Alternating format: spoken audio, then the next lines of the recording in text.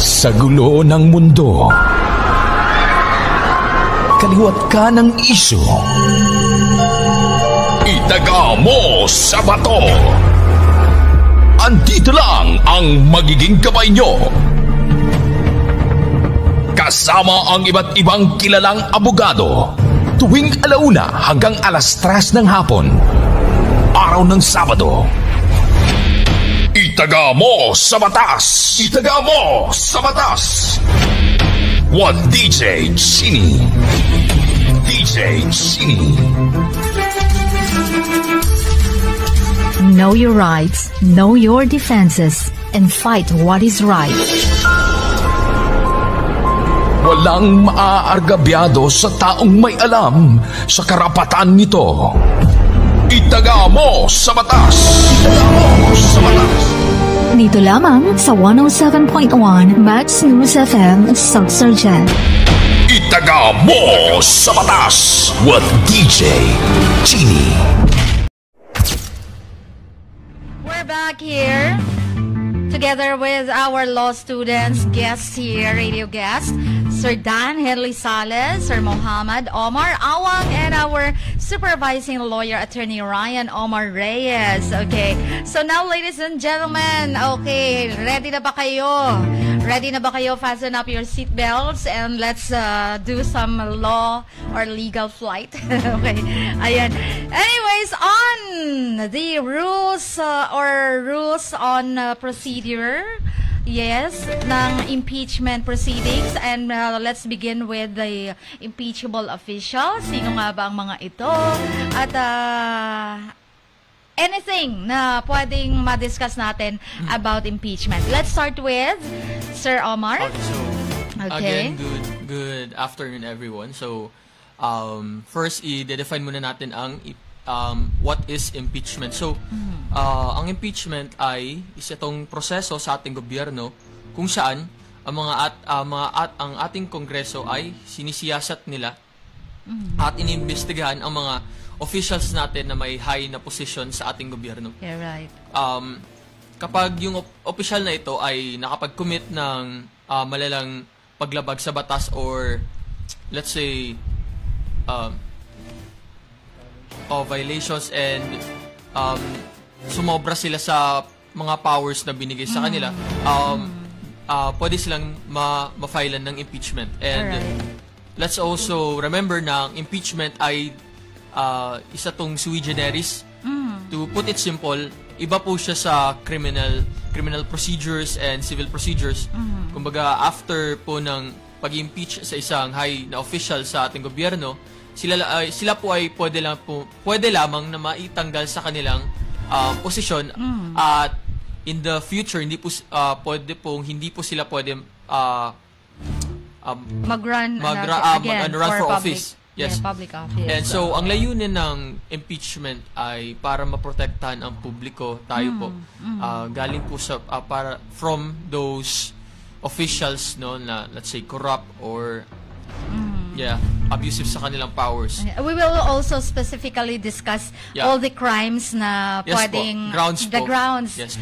Yeah, the grounds para ma-impeach ang isang public official. All right. And okay, so first pumunta muna tayo kung sino yung high na official na pwede nating impeach. Alright. So, let's remember na hindi po lahat ng public officials ay pwede nating impeach. It is the high, yung pinakamataas lang.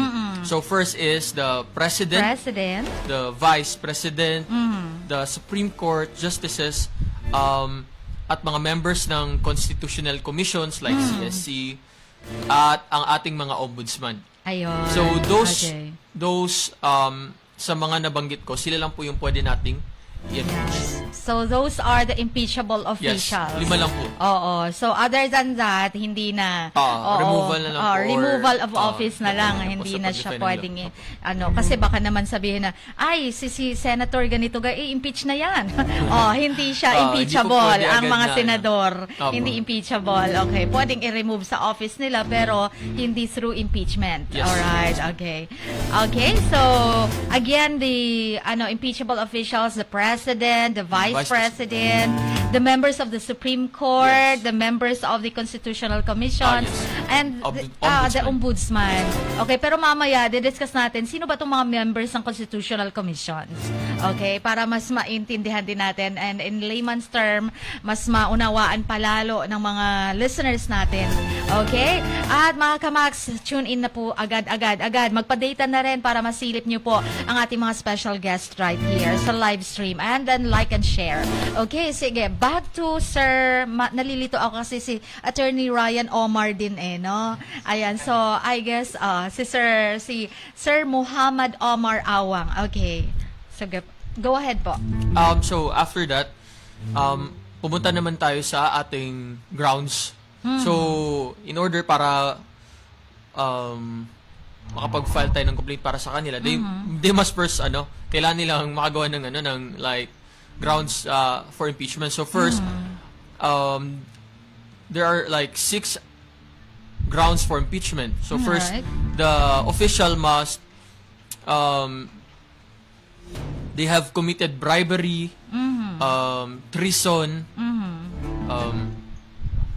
graft or corruption, other high crimes, and betrayal of trust. Yun. So yun po yung mga grounds natin po for that's impeachment. exclusive 6 grounds only. Is that exclusive, Attorney? Attorney Ryan?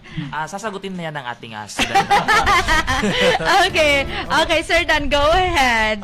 Although exclusive po yung mga grounds natin sa nasabi po ni Omar, yung 2 last po, yung other high crimes and betrayal of public trust, parang naging catch-all po sila kasi if wala po dun sa iba na mga grounds, ilalagay po yan usually ng prosecutors which are from the House of Representatives in the betrayal of public trust kasi wala pong exact definition in law or in jurisprudence yung mga grounds na yun. So, for example, meron pong isang bagay na nagawa yung impeachable official na hindi siya specifically nahuhulog dun sa graft and corruption, hindi rin siya nakalagay dun sa crimes under the RPC.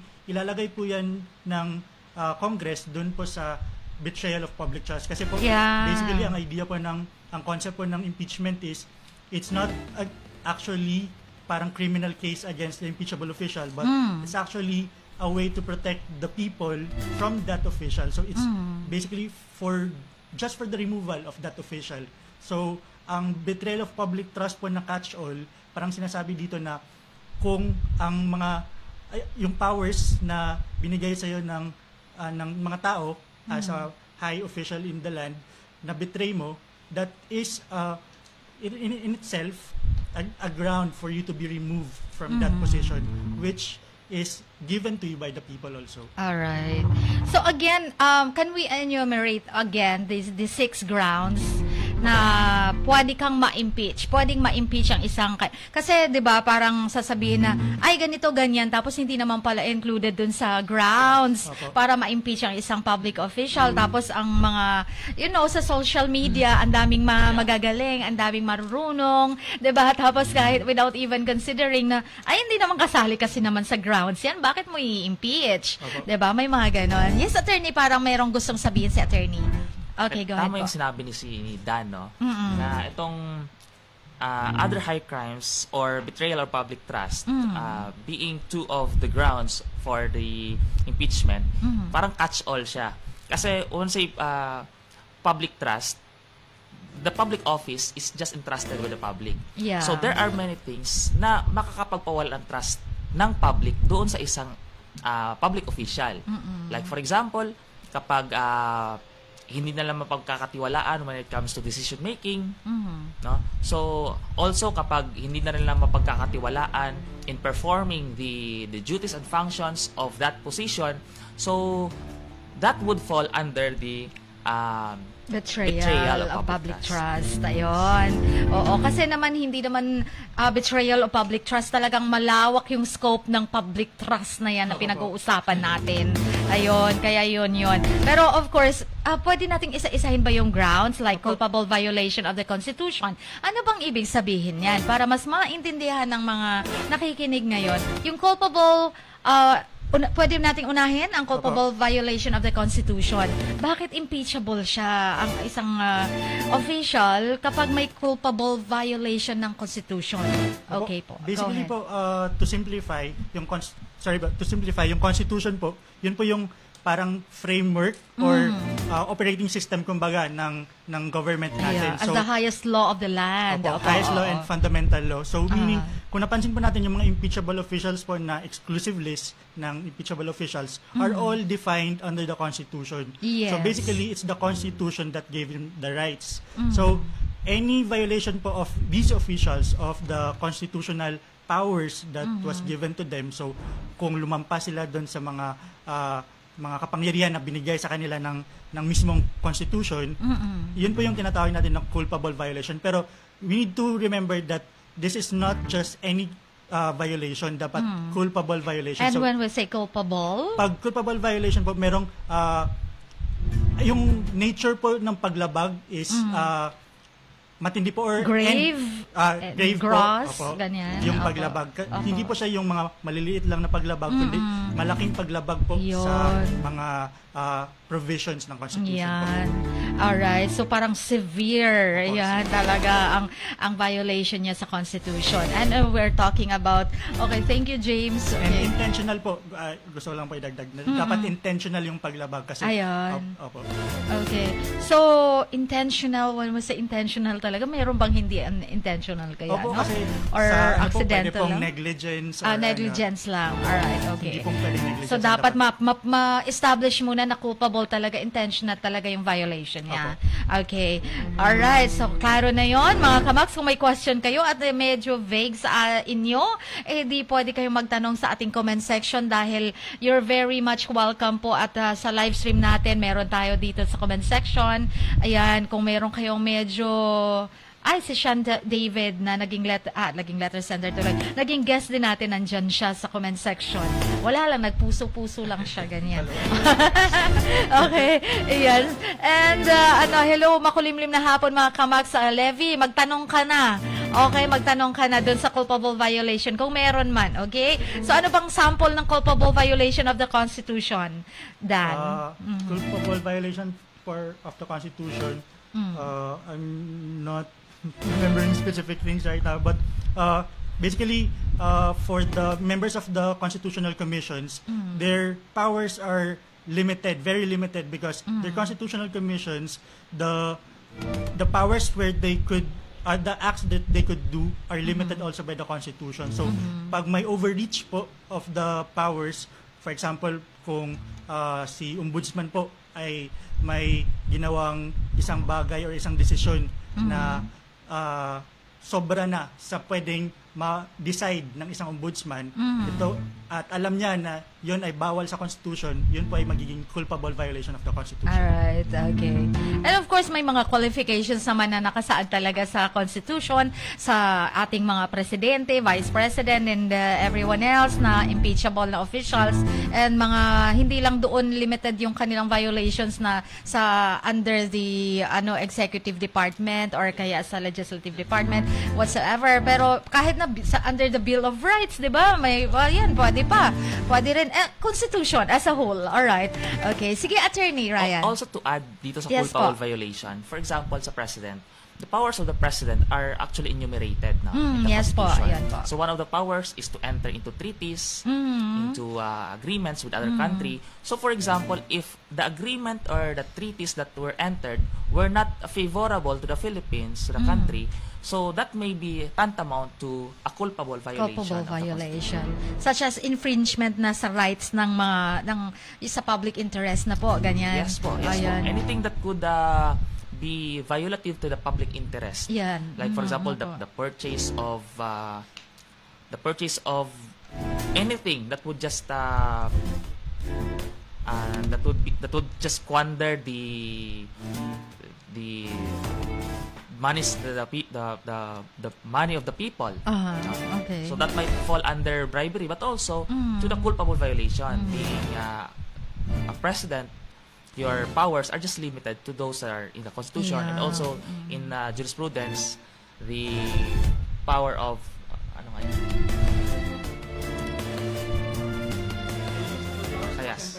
the residual power. So, Residual power, yes. Kasi the president is also vested with the residual power. And kung just like sabi ni attorney, no, yung entering into treaties, syempre may concurrence pa naman na 3/4, 'di ba? Concurrence sa legislative department, na okay. And kung sakali man na pumasok siya sa treaty with the other country, tapos hindi naman pala makikinabang ang taong bayan, at tapos personal na interest lang pala ang isinusulong niya, kaya niya inapprove ang isang treaty, so culpable violation na yun. Kasi, di ba, public interest nga naman dapat kasi, ayan. So, yun po yung isang sample na sinasabi ni attorney. Okay, so, let's move on with the culpable violation of the Constitution. Okay, and then, secondly, we have the treason. Ano ba tong treason na pwedeng makomit ng isang public official, na impeachable official, na pwede siyang talagang isang ground para ma-impeach? Okay, do we have an example? Anong treason? Can we just define first? Okay. Sa simple na word, ito ay ang pagtataksil sa ating bansa. Ayun. Simple word, in layman's term, treason, pagtataksil sa ating bansa. At one will say pagtataksil, ano nga ba yung mga samples ng pagtataksil sa ating bansa? Basically, it's an affront against, or an act against the state. So, basically, if you want to overthrow the government or to take up arms against the government and attempt to overthrow the established natin na government, basically against the interest of peace and order of the whole nation, then it could be treasonous. Basically, ito ay paglaban sa established na gobyerno po natin. So may mga tulad ni Congressman Barzaga, Kiko Barzaga, may mga ganitong may mga inciting to sedition, yung mga ganon sa mga inciting to sedition, should I say? Tama ba? Yung mga seditious na mga ganito, ganyan. Pero hindi ba yan siya... Well, anyway, hindi naman impeachable official si Congressman Barzaga. Anyway, so, sige, set aside ka na yan. Parang na-analyze ko pala na, okay, sige, let's set aside that. Okay, treason. Tulad ba nung, meron ba tayong jurisprudence na isang public official na nag-commit ng treason as a ground for impeachment so far? Sa history po ng impeachment natin, wala pa naman po. Wala pa naman. Treason, opo. Alright. Kasi ito po ay parang related po siya sa parang war crime, parang sorry to clarify, it's a crime na related sa wartime. Okay. If you commit a crime na pagkampi sa kalaban natin during a war or against our national interests, and you are taking on an interest of the nation to which we are against, then it treasonous. So kung also dito rin po yung papakalat ng mga propaganda para suportahan. May mga treasonous acts, but they are not impeachable officials anyway, no? Halimbawa, yung may mga kailan ba yun? Cory Aquino time, administration, may mga treasonous acts, but of course, hindi naman sila impeachable. Okay, pero ito kasi pinag-uusapan po natin ang grounds for impeachment. Okay, and then, meron pa bang idadagdag sa treason? Okay, si Attorney Ryan?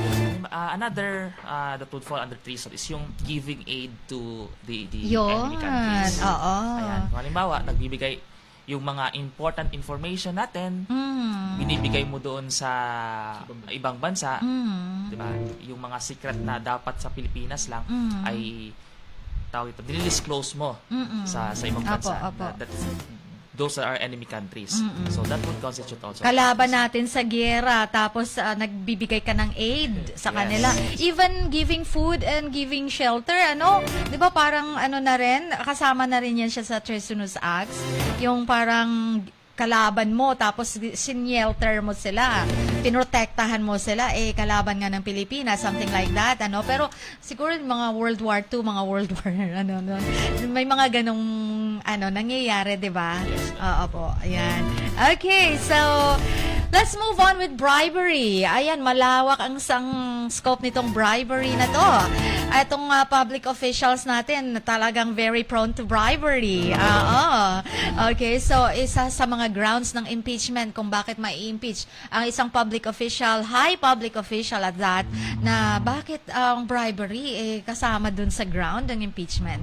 Okay, Dan? Kasi ang bribery po is hindi po siya directly na pagnanakaw kasi ang bribery po ay pagtanggap at pagbibigay ng suhol. Ayan. So kung ang violation po dito is yung violation mo sa office mo and violation mo sa office na binigay sa'yo ng mga tao. Kasi ang pagtanggap ng suhol ay isang act ng pag-receive ng gift in consideration of an act na hindi mo gagawin ng trabaho mo or gagawin mo yung trabaho mo pero in the interest of a third party. Ayun. Not in the interest of the Philippines but in the interest of a private person. Yeah, yan. So, hindi lang yung pag-receive pero pagbigay din. Opo. Ayun. Doon na fall ang bribery. Not only receiving favors, but also giving favors sa private person.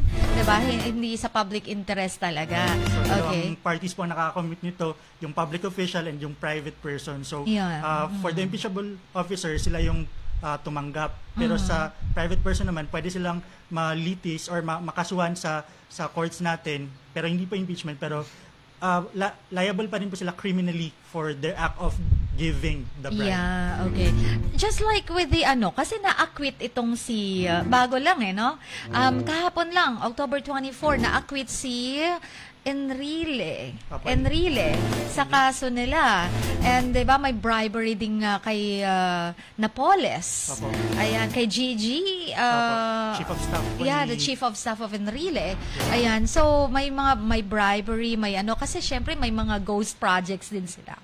Paano natin ma-relate itong bribery na to? But although they are not impeachable naman na officials, paano yun ngayon na merong related na high official sa ginawang bribery na nina Enrile, nila Napoles, ayan, ang Chief of Staff din. It's a good point rin po na i-connect natin dun sa earlier point po natin na although high officials po si Enrile at that time Senate President, hindi naman siya kinasuhan ng impeachment, kundi kinasuhan po siya under ombudsman, which is yun po yung mga nag-take ng mga kaso against our public officials na hindi impeachable. So, like the case po ni Chief Justice Sereno, naging malaking issue po doon is kung ano pong pwedeng maging mga kaso against an impeachable official. Pwede bang matanggal ang impeachable official in a way na hindi dadaan sa impeachment?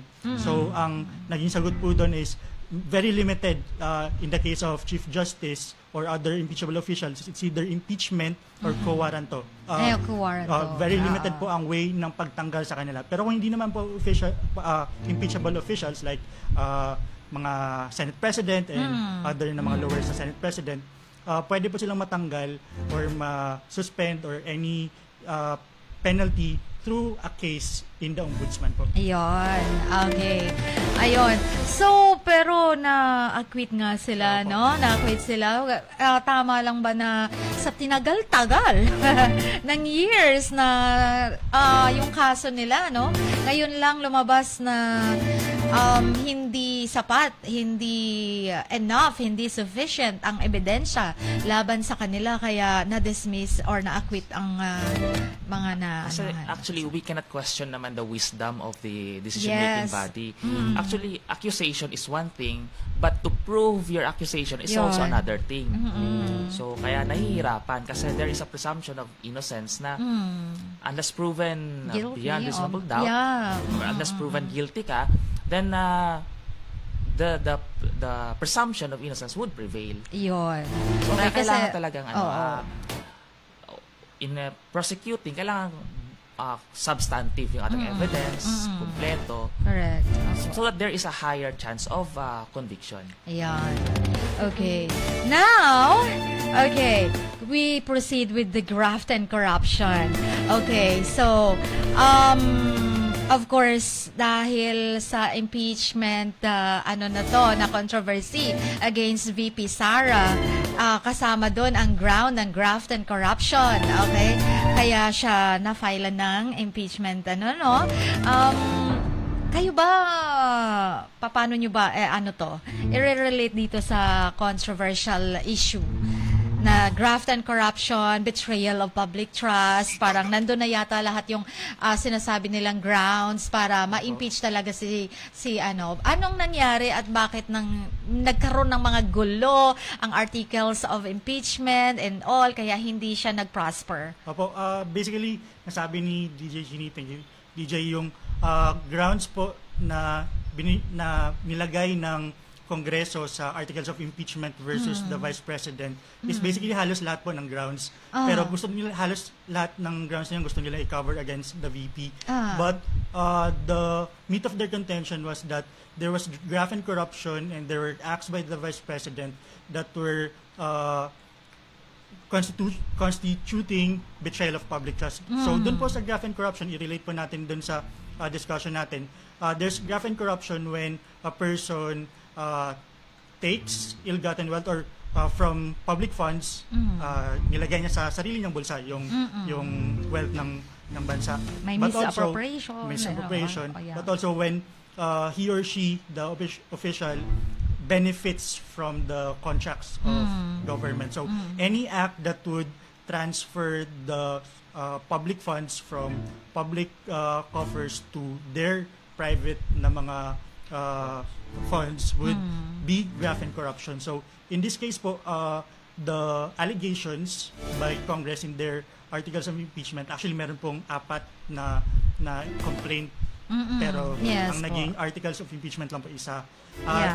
Sa mga complaints po na ito, common po sa kanilang lahat is ina-allege po nila na merong maling paggamit ng pondo si VP sa pondo niya doon po sa OVP and DepEd. So doon po sa OVP and DepEd, ina-allege nila na yung mga funds is not hindi siya na-account properly. So it raises the presumption for them that there was corruption and may nabulsa na pera from the funds allocated to those 2 offices. And then eventually nahulog sa betrayal of public trust. Parang ganon ang nangyari, no? No po. Parang na-connection. Different po yung graft and corruption and betrayal of public trust. Kasi meron pong acts na sinasabi sila na ina-allege na may threat po daw na ginawa ang VP against the president, a sitting president, and this threat of violence against the president is constituting a betrayal of public trust, because as a vice president, you are expected to behave in a certain manner and threatening violence. But of course, the corruption is also a betrayal of public trust, diba? Yun yung ibig kong sabihin doon. Oo. Kasi lahat ng ginamit mo yung pondo ng bayan, okay, betrayal pa rin yun ng public trust, diba? So parang yung nagko-connect na lahat no? Yung grounds na to. Okay. Except for the other higher crimes kasi naman yun Okay. But anyways, pag-uusapan po natin kasi mayroong mga impeachment na 3 na una tapos naging 4 kaya naging result para hindi mag-prosper yung impeachment, and also babalikan natin yan. Ano ba yung sinasabing 1-year bar rule? Bari ganyan. Merong sinasabi kasi lagi kong naririnig yung sa interview like Karen Davila, lagi niyang nai-insist na ban rule. Okay, it's banning within a year, but we are talking about the bar rule, di ba? Opo. Okay, so we will discuss about that. At kung meron po kayong mga questions pa, so nakatapos na po tayo sa culpable violation ng Constitution, treason, tapos na rin tayo sa bribery, the graft and corruption. So may other high crimes. Ano ba itong tinutukoy nating other high crimes? Mamaya babalikan natin yan. And the betrayal of public trust, we already discussed about it. Okay, so nagparang na rin yun parang sabi mo nga, yung catch-all. Oo, catch-all. Okay. And magbabalik po tayo dahil 1:55 na. Alright? And meron po bang mga questions ang ating kamax? At may tanong po kami for the second hour para sagutin nyo. Ang unang makakatama, ayun ang makakasagot. Ay yung makakasagot, syempre, dapat nakapag-like and share muna to qualify your answer. And mananalo ng instant GCash. Okay. Standby lang po. Busy pa. Donate. Okay. May i-donate daw si Bebe Ebias Moreno na another 50 pesos today. Ayan. So, 150 pesos ang mapapanalunan today sa Instant GCash natin. So, 150 pesos. Thank you, Bebe Ebias, dahil kahapon siya nanalo siya ng 200 pesos. Ayan. So, ang 50 bibigay niya daw sa next winner today. Alright. So, dadagdagan natin ng 100. Kaya, magiging 150 na. And may 1.5 worth of hair treatment pa ng Mama Nonsky Salon. Okay. Makulimlim na daw ang paligid. Oo nga naman, makulimlim na. Mukhang babagsak na ang ulan. Okay. Pero, it's 1:56 mga kamags. At babalikan po natin ang lahat ng yan just right after this song. And then, we will proceed to the second hour and more of discussions about the impeachment. Ano pa ba? Paano ba mag-initiate ng proceeding ng impeachment? Sino ba? Pwede ba kahit ordinary na citizen? Pwede bang mag-file ng impeachment against a higher official? Ayan, pag-uusapan natin ang lahat ng yan when we come back with Attorney Ryan Omar Reyes and Dan Henley Sales and Muhammad Omar Awang. Ayan, so alright, now we're back. Welcome to the second hour na ating program. Ang itaga mo sa batas. Dito lamang po yan sa 107.1 na Max News FM Sock Surgeon. Silip-silip na. Ayan, hello sa kay Ellen, Cindy, kay Bebe Ebias, Levi, kay Bay Arud Sam, Jilo Kuman, Jean Gratian, David, or David. Ayan. Okay, we have here Attorney K. Andyan si Attorney K. Ayan. Hi, Attorney K. Thank you for viewing us here. Ayan, and thank you for liking. We have here, RC Moreno also watching. Nico Gamale, hi Nico. Thank you for liking our live stream. Also si Kim. Ayan. Also si Myla Barillo and Jovi Don Diego. Ayan, thank you so much po for viewing us here sa ating live stream. And of course kay Assistant Dean, Attorney Doan. Ayan, Balboa. Ayan, thank you so much po, Attorney Doan. At lagi kong iniistorbo si Attorney Doan. Okay. Anyway, so back here with our special guest, supervising lawyer natin, si Attorney Ryan Omar Reyes, and our law students, practitioners, guest natin, Dan Henley Sales, Muhammad Omar Awang na din. And then, okay, let's now proceed. Saan na pa tayo? Mga our distinguished guests. Ayan. Sa initiation ng impeachment. Ayan. Tama ba? Kahit ako, kahit ikaw, kahit ordinaryong mamamayan ay pwedeng mag-initiate, mag-file ng impeachment? Yeah, yes po. Yes, okay. Provided na represent sponsored po kayo ng representative po ng sa loob po. Okay, so what do you mean by that? Can you elaborate, Sir Muhammad? Ayan. Na sponsored ka, dapat yung pag-file mo. Yes po, hindi po directly ikaw lang yung pwedeng mag-ano complaint. Pero kailangan mo ng kasama from the house po. From the House of Representatives. Alright. Para po makapag-process na po kayo ng complaint niyo. Okay. Dagdag ko lang rin yes po, go ahead. To clarify. Kasi po, sa Constitution po natin, with sa Congress lang po, or sa House of Representatives, vested yung right to initiate impeachment. So, ayun. although a private individual or a private citizen may file a complaint, before it is initiated sa House, kailangan munang may kasama siya na isang member of the House or a congressman para maging complete po yung complaint ng citizen as an impeachment complaint. So this is one of the modes po of filing an impeachment doon sa Congress. So what do we mean by that? Ang isang ordinaryong mamamayan at meron naman siyang grounds na nakitaan na kailangan ma-impeach ito, a-approach siya ngayon sa isang congressman, isang House of Representatives, member of the House of Representatives, and then i-approach niya tapos para i-verify, parang ganon. Parang gawan po ng isang verified complaint. Ayun, okay.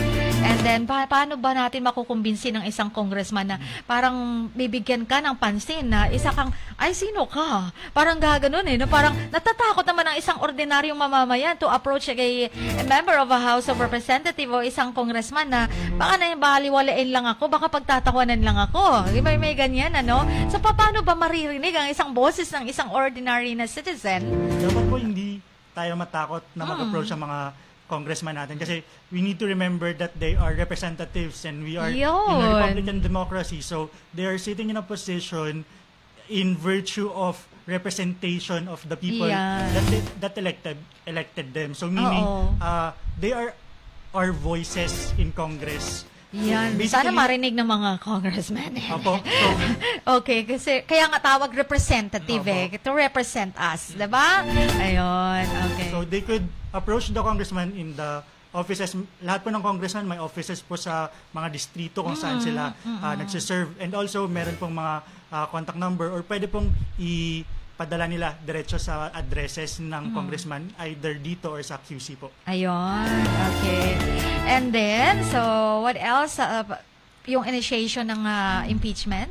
Alright, aside from the verified complaint, and then what's next? So, basically po, may dalawang modes of initiation po ng impeachment complaint. So, yung first po, yung nasabi ni Omar, which is a citizen with a member of Congress or pwede pong member of Congress lang. So, ang ganito po na initiation ay dadaan sa Secretary General ng House, kung saan si Secretary General ay i-forward ito sa Speaker of the House. Si Speaker of the House ay ilalagay ito sa agenda, sa business ni House, kung saan i-refer ito ng Congress sa kanilang Committee on Justice, sa the House Committee on Justice.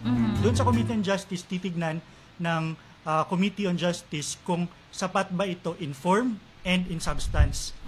Madalas po sa mga historical na experience natin with impeachment, dito namamatay yung mga impeachment complaints because either hindi po siya sapat in form or hindi po siya sapat in substance. Opo. Okay. So, kung nakita naman nila na ng House Committee on Justice na sapat po siya in both counts, babalik po ito nila sa plenary or sa kabuuan po ng Kongreso, kung saan pagbobotohan po nila kung ito ay magiging articles of impeachment.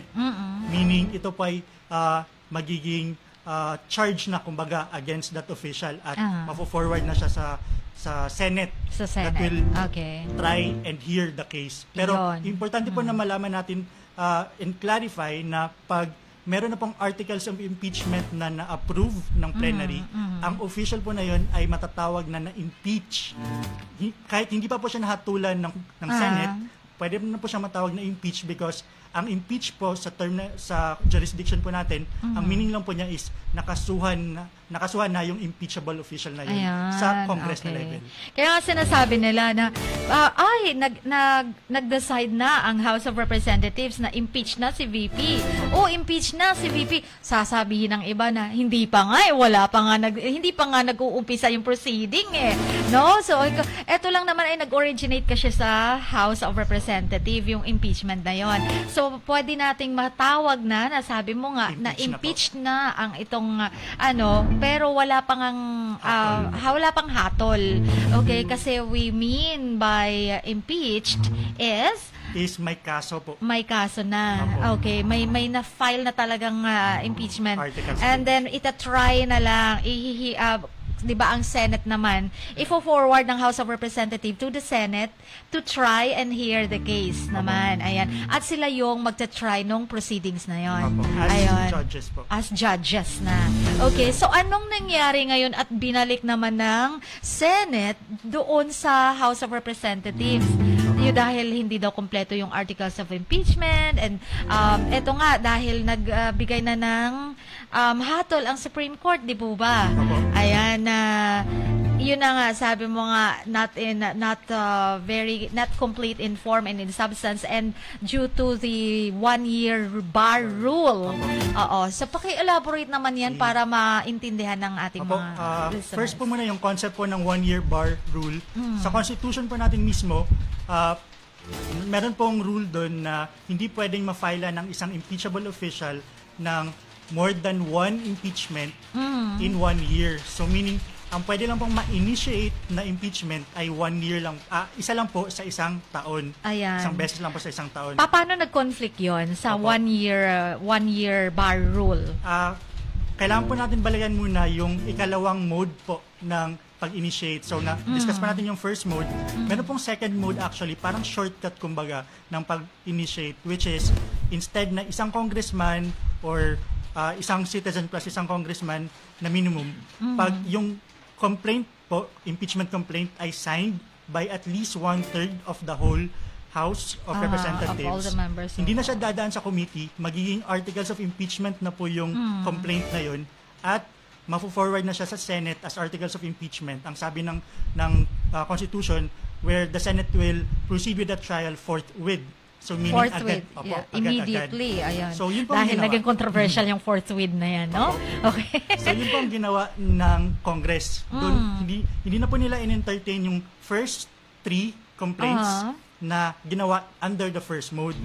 Ang ginawa po ng Congress nung February 5, meron pong 3 pending, filed in different dates in December, pero nung bumalik po sila in session in February 5, ang ginawa po nila is gumawa po sila ng isang complaint na signed by more than 1/3 of the members of the House, which they forwarded forthwith Forthwith. sa Senate, expecting that the Senate will proceed with the trial forthwith. Pero hindi ginawa Pero ng hindi Senate. nangyari. So, ang nangyari po, after delay po sa Senate, ang majority po ng Senate at that time under the Senate presidency of Jesus Cordero was to forward it back to the Congress, to the lower house, and ask them to certify na ito ay nag-follow sa Constitution ng mga requirements. Pero yun nga po, last day na po kasi yun ang session. Kaya, so, aabutan na po sila ng end ng 19th Congress. Yeah, right. Papalitan na po sila ng mga bagong congressman and mga bagong senador na papasok, kaya naging 20th Congress na po. Yeah. Okay, naputol na kayo dun. Sana ba tayo hindi naman galit ang kalikasan sa pinagsasabi natin dito?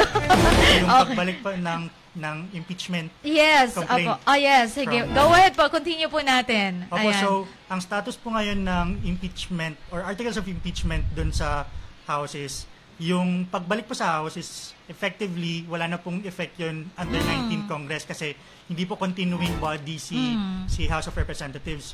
Pero ang status niya po on the Senate side is archive po yung articles of impeachment against VP. So meaning, naghihintay po ngayon si Senate as a continuing body na makadecide po ang Supreme Court finally, with finality, doon po sa pleadings or sa mga petitions ng OVP and other na mga Duterte supporters na mga lawyers that filed before the SC cases questioning the validity of the impeachment proceedings po. Right. So, right. yun po, i-clarify ko na lang rin po last yung status po on the SC side po naman. Sa Supreme Court po, ang status po nito is meron na pong decision na ilabas ang Korte Suprema, pero po Okay. hindi pa ito final because meron pong na-file na motion for reconsideration. Ayun. House of Representatives through the Office of the Solicitor General. Ayan. Okay, clarify natin kasi they thought na ayan na final decision na, andyan na, Supreme Court na yung nagsabi. Pero may motion for reconsideration pa. And of course, hindi pa to nagtatapos dito because they can again open up this impeachment proceeding. Ano? Ayan. So, maaring sa next session ba, maybe early next year, pwede na daw ulit maano kasi 'di ba barred by 1-year rule. Okay, so 1 year na by Feb yata ulit, ano? To Pwede na clarify po, ulit. Yung if ma-uphold po yung decision ng Supreme Court, hindi po nila baguhin after the MR, ang magiging effective po na barred na impeachment is counted from February 5, which is where when they initiated the direct initiation. Yeah, the first So, complaint filed. the articles of impeachment po from the fourth complaint. That was February last 5. year. This year po. This year ba?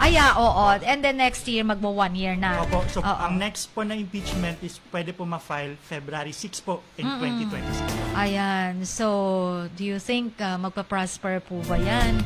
Or ano, depende na yan sa kanila? Depende po sa Sa Senado. ihip ng political winds po. Yeah. Okay, political wins. Ano kaya ang pakiramdam pag matouch ka ng wind ng politically? Okay, political wins talaga. Alright, anyways, So, may maidadagdag ba si Attorney? Thank you for Dan for that wonderful insight, ayan. And si Attorney Ryan, may maidadagdag ba doon regarding sa ating impeachment? Or you may also proceed with the other mode? Or I mean, ano pa bang magiging proseso sa loob ng Senado? Just if ever magkaroon ng ma-pursue itong impeachment na to by early next year. Sa akin naman, let's just leave it to the body na lang, no? To the Senate na lang to decide kung ipapapatuloy nila. Because I believe naman that most of them are matagal lang senators. So, with this length of being a politician, may mga malawak na kalang wisdom when it comes to that. So, yun nga, I'll just leave it to the sound discretion of the Senate. Ayun. Alright. So, maging ano na lang tayo, maging spectator na lang muna tayo this time. Ayun. At, siguro sa dinami-dami ng mga kinakaharap sa bansa ngayon, ayan, siguro it's not timely pa para balikan natin ang impeachment na proceeding, let's just wait. And more to go, more months to go, but of course, hindi naman to dahil atat na atat ba ang mamamayan. Gusto lang malaman ang katotohanan, ayan. So kung walang kasalanan, di at least ma-defend niya ang sarili niya, 'di ba? Maidepensahan ni VP Sara. Kung wala naman talaga, nothing to worry about, di ba? Ayan, so, mananatili siya sa pwesto niya, sakali man at kung hindi magpa-prosper ang impeachment. At mapapatunayan naman na hindi siya guilty, di ba? So, yun lang naman yung ina-after natin. So, wala pong political biases and all that. Okay, anyway. So, do we still have some more discussion about impeachment? The proceedings and yes po. Yes po. Yes, sir. Ang impeachment is a political process. Hindi po ito criminal hindi po ito a criminal case or civil. So we do impeachment here kasi for us to remove the high officials from their position from the office at specifically after nila ma-remove is in the future hindi na po sila pwedeng mag-run or umupo sa office. So hindi po tutulad sa criminal case or civil, hindi po sila mafa-fine at di sila makukulong pagkatapos nilang ma-impeach. Although pwede silang masampan ng ibang kaso na kanilang nagawa after nilang ma-impeach. So that's a different case naman. Tulad po ng sa ating meron po kasing immunity ang ating presidente. So to put it simple, hindi po natin pwedeng kasuhan ang ating presidente while nakaupo pa rin po siya. So, siyempre, no? To put that impeachment was there para maganda po yung proseso, no? Para hindi po agad-agad na magfa-file ng case ang ibang tao. So, first is to remove them, then to convict them for a crime. In other words, dahil sa incumbency ng ating president, may immunity siya. Apo. Ayan, so hindi pwedeng kasuhan na lang basta ang presidente natin. Of course, not to hamper the operation ng government, diba? Yes. Impeachment, di po to isang criminal case or civil case. After po ng isang high official na ma-impeach, hindi po sila makukulong or mafa-fine na after nila ma-impeach ay matatanggal po sila from their position and in the future hindi na po sila pwede mag-run for a position. Absolute disqualification na to run public office. Okay. Yeah. Habang buhay na po yun. Kaya perpetual na. Yep. Yun. Okay, perpetual disqualification na once impeach na yung tulad ni Chief Justice Sereno, no, na impeach siya, diba, no? At to clarify po, hindi po si Corona. Si Corona ang na-impeach pala, si Chief Justice Corona. And hindi na nga siya pwede ding ulit ng position, no? Sa Supreme Court, ganyan. Iba naman pala yung kay Sereno. Ayan. Si Chief Justice Corona po is na-remove siya from office because was impeached because of his SAL-N, if I remember. SAL-N. And same with Sereno, right? Yes po, pero via quo warranto lang po. Via quo warranto. Yeah. Okay, so yung sa SAL-N dun kay Corona is dun na fall sa ground ng betrayal? Opo. of public trust pa Kasi rin. dapat duty niya daw po yun as a public official to declare truthfully in his and his assets and liabilities. Yon. Okay. Kaya naglalabasan na ngayon ng SALN ng mga ngayon. Hinahamon na ang lahat. Mag-file na ay papakita na transparency ko no. Ilabas na ang SALN. Bakit iilan pa lang ang May mga nagko-comply. Meron pang kinakalculate ba? Paano Idodoktor ba ang SALN and etc. Pero syempre, di ba, nag-file naman yan sila nung during election day, di ba? At saka yung mag-file ng SALN, di ba po? Etc. Pero ang question na po is how accurate yung... Yeah, how accurate. Oo. Pero syempre, ang iba kasi, yun lang ba yun? Pero di ba kasi SALN naman is the current or the last years na within the year, no? Na wealth mo. Ayun, hindi naman yun accumulated na for all those years na ilalagay sa SALN Yung current mo lang naman, ayan, or last year's taxable year, wealth mo, ayan. Okay, so, pakita nyo na rin ang mga SALN nyo kasi eto nga, na-impeach na nga si Corona noon. Baka,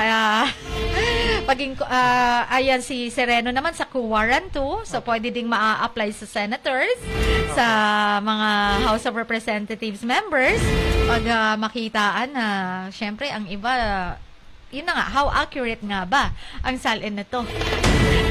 Paano ba natin malalaman na hindi to dinoktor at dineclare nila lahat ang kanilang assets and liabilities? Ayan. Maliban po sa pagdoktor, ang most po ng napapansin natin sa mga public official is they put the properties that they own under a relative's name or under a friend's name. May mga pero effectively, dummies. they still own the property. They Correct. enjoy the property pero nakapangalan lang po sa iyo. Wala na sa SALN. Hindi na nagre-reflect. Ayan, okay. So far, parang ang pinakamalaki yatang na-declare ngayon, sino ba? Ang nagbigay pa ng SALN, parang na may malaki. Robin Padilla. I guess mga 244 million and it's something like that, no? Siya pa so far ang pero sa mga nagpakita ng SALN. So may malalaki pa ito pero hindi pa dinidisclose. Ayan. Okay, so bakit na tayo napunta sa SALN nga, no? Impeachment naman ang Okay, dahil doon sa kay Sereno and Corona, na-impeach naman si Corona because of that SALN. And doon na-fall siya sa betrayal of public trust. Okay, so, attorney, meron po kayong maidadagdag pa or naputol ba tayo doon, Sir Almar? Okay, sige. Attorney Ryan? Well, it's really good na the people are getting more intelligent today when it comes to political, political knowledge. Because of this, yung mga public official natin are also aware na yung mga tao is tumatalino na. Kaya sila, lagi sila nag-iingat. And because of this, they are also vigilant na mag-iniwasan na magkamali because there are people that are looking at you. So that is actually a good example that could eventually lead to a better governance. Yeah. Kaya tumakbo pa kayo. Tumakbo pa kayo. Nakakatakot na ngayon. Akala natin na, you will get your fame, your power once you are elected as public official. Pero wag ka. Nakatingin sa'yo lahat ang taong bayan na ngayon. Hindi na pwedeng, di ba, galit na ang taong bayan dahil sa bilyon na nakurakot dyan sa flood control na projects na yan. Para natauhan na tayong lahat. Galit na tayo kasi tayo naghihirap, binabawasan yung ating mga sahod, sa di ba? Lahat na. Tapos yung taxes natin, ini-enjoy na lang isang sasakyan lang, andyan lang, di ba? Ini-enjoy abroad, isang sasakyan, mga bag na dyan, mga designer bags and all. Doon napunta lahat ng taxes natin, di ba? Parang ganun. Tapos naghihirap tayo sa baha and all. Tapos makikita mo, completed na ang projects. Tapos yung pala, kung makikita mo, parang 1/4 lang ang natapos no? Dapat talaga yan may makukulong talaga. Ayan. Although sinasabi ng lahat, ano na, gobyerno, wala pang nakukulong. Pero hindi naman kasi ganun basta-basta Dapat sufficient yung evidence para ma-establish na talagang guilty sila. Hindi naman kasi gustuhin man nating ikulong na lang ang lahat, pero hindi naman, sabi nga ni Attorney Ryan, di ba, the presumption of innocence, hanggat hindi pa napapatunayan, hindi naman sapat na, ayan na, ebidensya, talagang proseso legal process na lang, dadaan tayo sa due process, no? Ayan. Okay, anyway, so, any more na idadagdag po natin? Go ahead po. To wrap up the topic. To wrap up the show. Okay, go ahead po. Last na lang po, before po yung conviction, kailangan po magkaroon ng 2/3 vote sa Senate. Yung the So, yun concurrence of 2/3 votes. So, to convict, kailangan... Senate po ba or House of Representatives? Senate or... po, sitting as an impeachment court. So, Okay. the senator judges, if total po 24, kailangan po 16. Kung hindi pa umabot ng 16, kung 15 lang po ang nag-vote to convict, hindi po maabot yung conviction vote. So, effectively acquitted po for that specific year lang po, for that specific impeachment. Alright. Pero, So by the next year, Opo. pwede na naman mag-pursue na naman ng case Opo. ng impeachment, ganon. Basta mag-follow lang po yung 1-year bar rule po. Yeah, alright. So again, the Senate, kasi 'di ba may concurrence na rin pag sa House of Representatives pa, pero once na napunta na sa Senate, another concurrence naman ng 2/3 2/3 of the Two-thirds Senate po. of the Senate, of all the members of the Senate, no? Okay, and then, pag once, mga 2/3 of the Senate, mga more or less, ilang 16 votes? po. 16 votes. Okay, so kung lesser 16 votes, acquitted na si Opo. VP Sara. Parang Dismiss po effectively yung Dismiss. impeachment. Alright. So, bakit wala tayo sa Constitution no, na nakasalalay ba sa voting ng Senado? Paano kung may biases? Ano nga? Diba? Obvious na obvious. Diba? Ang biases. Kailangan na yata i-amend. Kaya po political ang tawag natin sa kanya. Pero actually, ang technical po na term na ginamit po ni Justice Leonen dun sa decision sa Duterte versus HOR po na case na na-release, pero hindi pa po final. Ang sabi po ni Justice Leonen, this is a constitutional and legal procedure with political characteristics. So, hindi siya purely legal, but Kasi, meron siyang political aspect. Yeah, political kasi talaga namang may kanya-kanyang biases tayo especially sa Senate, 'di ba? Kung compete sa hindi ka makakagather ng votes and all, 'di ba? Anyways, ayun. Pero to clarify lang po, actually, by design po kasi, not by design, historically po, talaga pong nasa legislative ang power ng impeachment. Ayan. Kasi this is from the parliament po ng UK where the king appoints the leaders of the government from the parliament. Tapos si parliament, ang natira sa kanila na kapangyarihan is by impeachment remove the high lords. So except for the king, you can't remove the king. Pero when it was adopted, the impeachment was adopted in the US, where we adopted our rules from. Ang ginawa po nila is, instead of putting it in the hands of the judges or the judiciary, which is, sabi nga ng iba, mas proper kasi doon may proper rules of evidence, may proper na walang bias, kumbaga, walang bias na may impute sa judges or sa judiciary.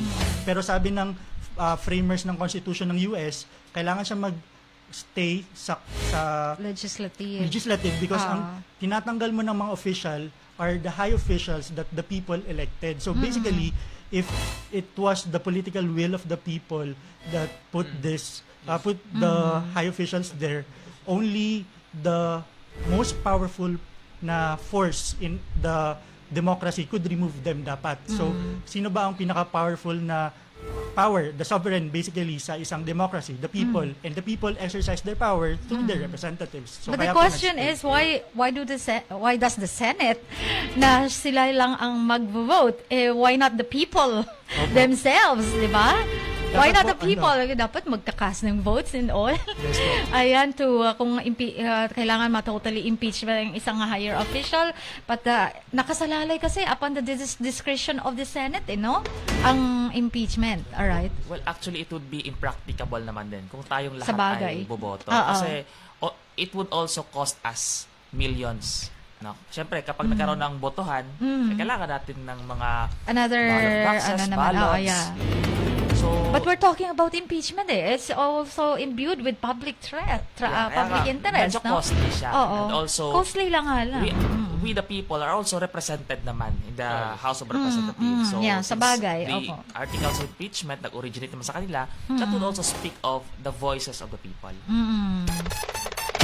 But still, the final decision nasa kamay ng Senado. On the point of Attorney Ryan po, it's very good that the people are very involved now. Kasi dati, pwedeng personal lang na knowledge or belief ng senator, hindi na naiisipin yung mga taong nire-represent niya supposedly. Yes, po. Pero ngayon, because we are very politically aware as a people, we are becoming more aware actually, then the senators and the representatives, mag-iisip na sila ng at least twice kung ano magiging boto nila because this will reflect on them not only as politicians but basically as representatives of the people. So dapat ang magiging boto nila is dapat representative of the voices of the people also. Ayan. Alright. So there you go. Mga kamaks, any violent reactions? Ayan. Sa ating comment section. Meron ba kayong gustong hindi po kami, wala po kaming pro or anti dito ha? Ayan. Okay. So inaano lang po natin, dinidiscuss lang po natin lang lahat ng mga well, we do have our biases but then again, dito po sa ating Itagamo sa Batas, ang ating main objective is to let the people know about this kasi marami tayong questions in mind at marami tayong mga fake news na nagkakalat na naniniwala tayo agad because of our kakulangan ng knowledge, diba? Yung legal knowledge kasi kaya naniniwala tayo agad sa mga fake news. Tapos bato tayo ng mga words and all, tayo, tapos without even considering kung ano bang talagang proper proceedings, and etc. Alright, okay, so without so much ado, and thank you so much po kahit na naputol-putol tayo dahil may glitch tayo.